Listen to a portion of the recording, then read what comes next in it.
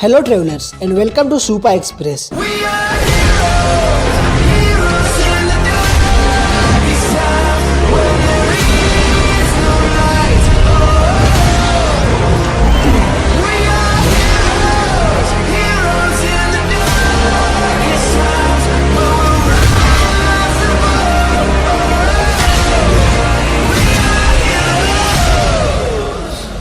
अगर आप super heroes को सिर्फ मूवीज से जानते हैं तो आपको कंफ्यूजन होगा कि सोनी ने 3 डिफरेंट एक्टर्स के साथ स्पाइडरमैन मूवीज क्यों बनाई।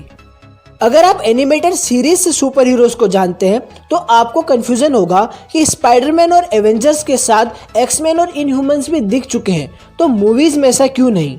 और अगर आप कॉमिक्स भी पढ़ते हैं तो आपको कंफ्यूजन होगा कि कॉमिक्स में तो Avengers, X Men, Inhumans, X Force, Fantastic Four सब एक साथ एक स्टोरी में भी दिखते हैं तो मूवीज में ऐसा क्यों नहीं।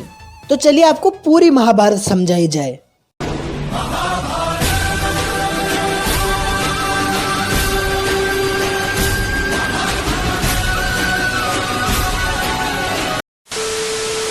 वीडियो के एंड में एक अमेजिंग फैक्ट, तो इस वीडियो को एंड तक जरूर देखें।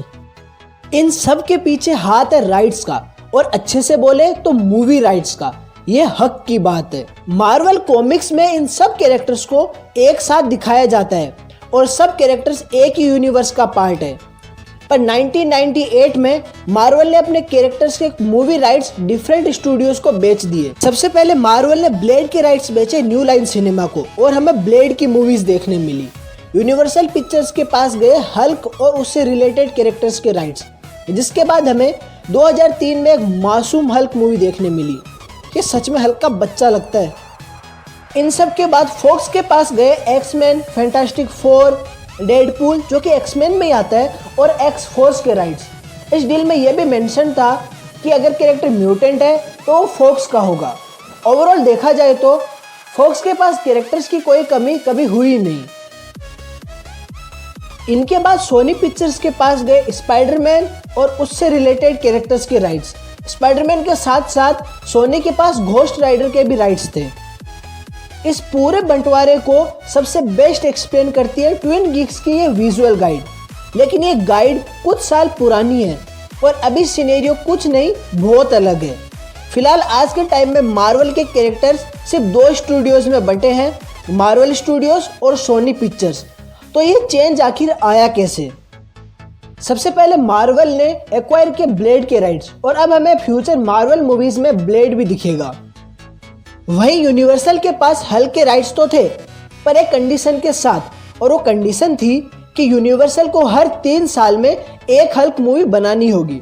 पर ऐसा नहीं हुआ और हल्क वापस मार्वल को मिल गया और मार्वल स्टूडियोज ने द इनक्रेडिबल हल्क बनाई और आगे जाके हल्क हमें एवेंजर्स के साथ भी दिखा।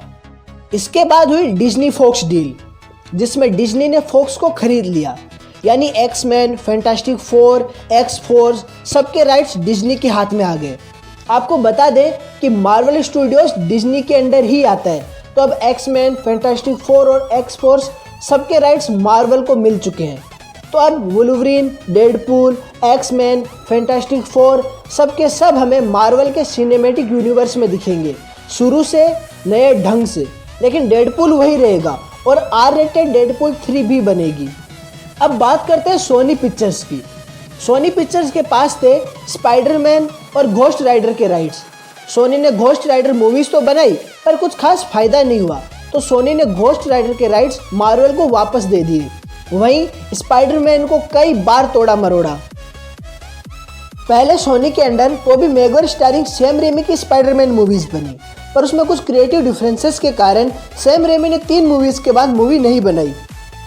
जिसके बाद सोनी ने स्पाइडरमैन को रिबूट किया और द अमेजिंग स्पाइडरमैन की सीरीज स्टार्ट करी, जिससे वो स्पाइडरमैन की famous super villain team sinister 6 को दिखाने का अपना सपना पूरा करना चाह रहे थे, पर यह सीरीज भी बंद हो गई।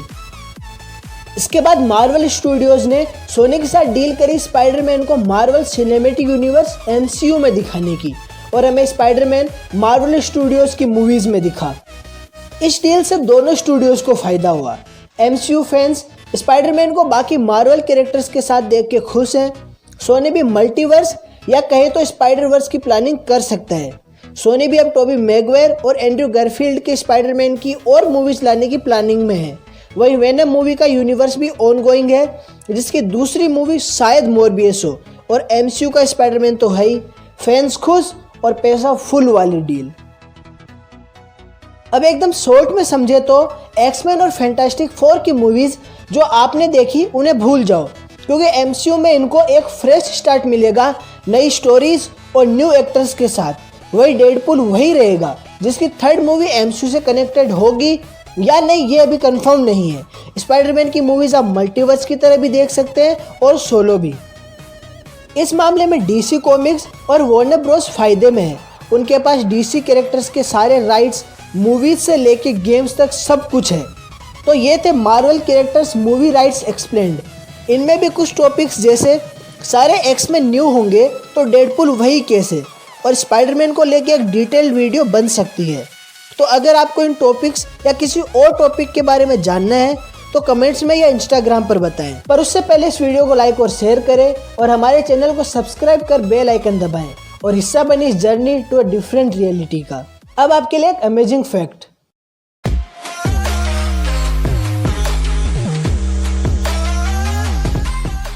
स्पाइडरमैन फार फ्रॉम होम पहली ऐसी स्पाइडरमैन मूवी है जिसकी फाइनल फाइट दिन में टेक प्लेस करती है।